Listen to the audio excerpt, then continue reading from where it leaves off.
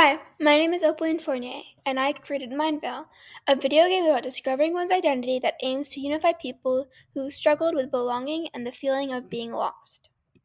Mindvale can be enjoyable and eye-opening to people of any age, though teenagers likely resonate most with the themes explored. I built my program in Unity, a popular game engine, and used a language called C#. The game development process consisted of adding objects directly to the stage and applying scripts to each of them, which allowed the objects to interact with their environment and perform specific actions. This is true of all player movement, scoring systems, and user interface objects. For example, attached to this character sprite is a script that says when you collide with this object, a dialog box will appear, allowing you to quote-unquote speak to the character. The player begins their journey in an empty white hallway with windows into different realms. Once they approach the window, peering into a cloudy blue sky, the protagonist enters the first realm, a park set in the 1800s. There, they meet a strange and entitled character named Evelyn Prescott.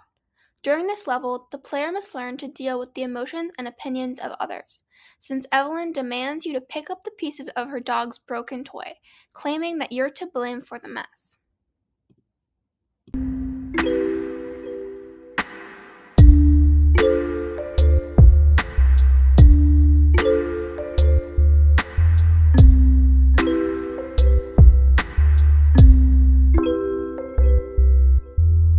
Upon completing the first challenge, which was to collect all the broken pieces of the toy and return them to Evelyn, the player is invited to Evelyn's house for dinner.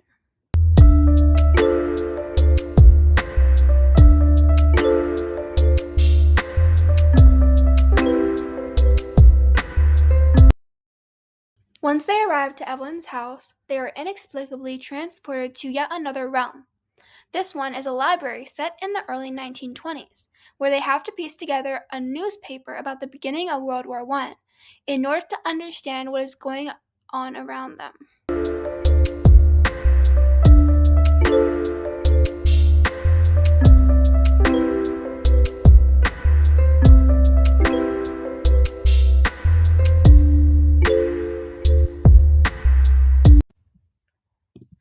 After successfully completing the puzzle, the player can go through a door leading to a stuffy storage closet. Here, they meet a familiar stranger, and through dialogue, the player finds out this stranger is a nurse who goes by the name of Frances, and that she saved the protagonist from a fatal injury when they were fighting on the front lines in England just a few years earlier. Thank you for listening.